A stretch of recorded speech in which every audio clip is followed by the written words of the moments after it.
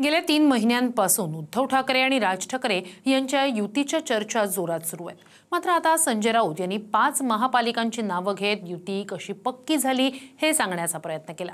ठाकरे बंधूंचं युतीवरून नेमकं काय सुरू आहे पाहूया। दिल और दिमाग से बनी युती है असं म्हणत राऊतांनीच उद्धव आणि राज ठाकरेंच्या युतीवर शिक्कामोर्तब केलं।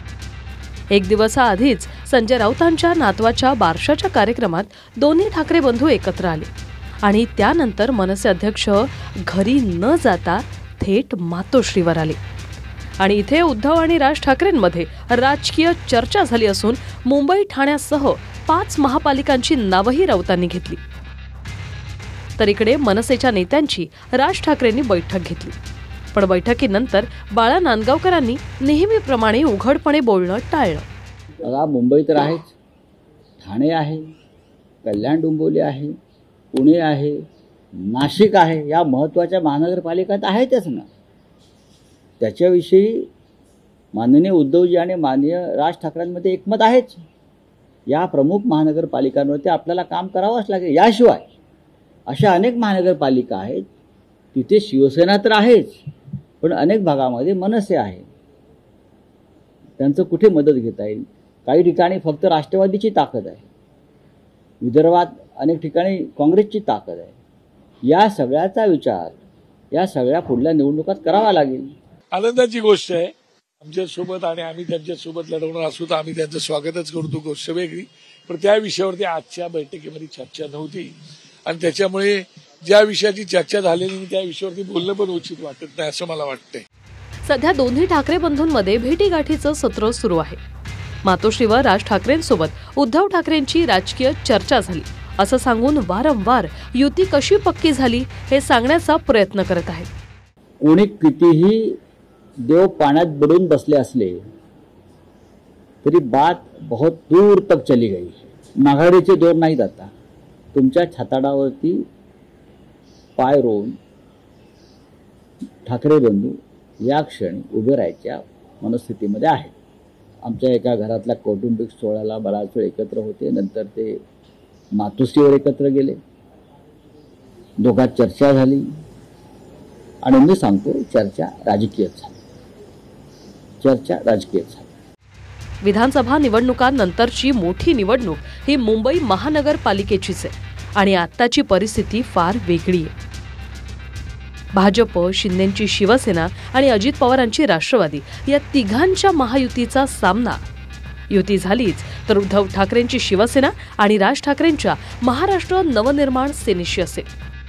त्यातच ठाकरे बंधू एकत्र आल्यास मुंबईसह प्रमुख महापालिका सोडून उद्धव ठाकरे काँग्रेस आणि शरद पवारांची राष्ट्रवादी म्हणजे महाविकास आघाडी म्हणून लढू शकतात, तसे संकेत राऊतांनी दिलेच आहेत।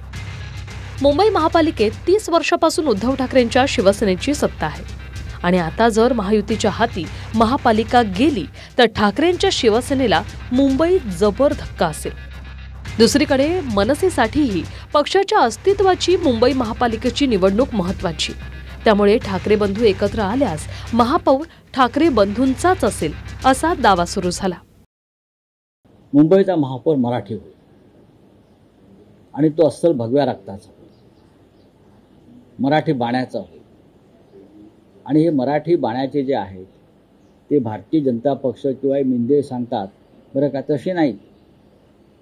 दिल्लीचे जोडे उचलणारा कोणीही माणूस मुंबईचा महापौर होणार नाही। होईल तो आमचाच महापौर होईल, आमचा म्हणजे आमचा। ही युती फार वेगळी आहे, दिल और दिमाग से बनी हुई युती है। मुंबईमध्ये महायुतीचाच महापौर होईल आणि तो मराठी महापौर होईल हे वास्तव आहे। महापौर कोण करायचं हे मुंबईकरांनी ठरवलेलं आहे। दिल्लीच्या चापलुसीच्या बाता संजय राऊत यांनी करू नयेत, कारण संजय राऊत हे पगारी नेते आहेत। संजय राऊत राहुल गांधींचे जोडे उचलताना आम्ही बघितलंय, संजय राऊतांनी सोनिया गांधींचे चपला उचलताना आम्ही बघितलंय। ते तर जे आहेत बाळासाहेबांच्या तालमीत तयार झालेले लोक आहेत दोघं पण, आणखी आम्ही पण त्यांच्या तालमीत तयार झालो। परंतु आज ते एकत्र येत असतील तर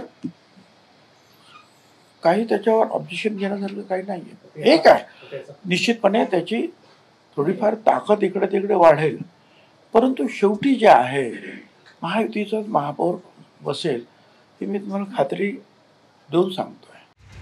उद्धव ठाकरे असो की राज ठाकरे दोघेही एकमेकांना भेटतायत. स्वतः उद्धव ठाकरेही एकत्र राहण्यासाठीच एकत्र आलो असं सांगतात. पण अद्याप मनसे घोषणेसंदर्भात घाई करण्याच्या मूडमध्ये दिसत नाही. निवृत्ती बाबरसह दिनेश दुखंडे, TV9 मराठी, मुंबई.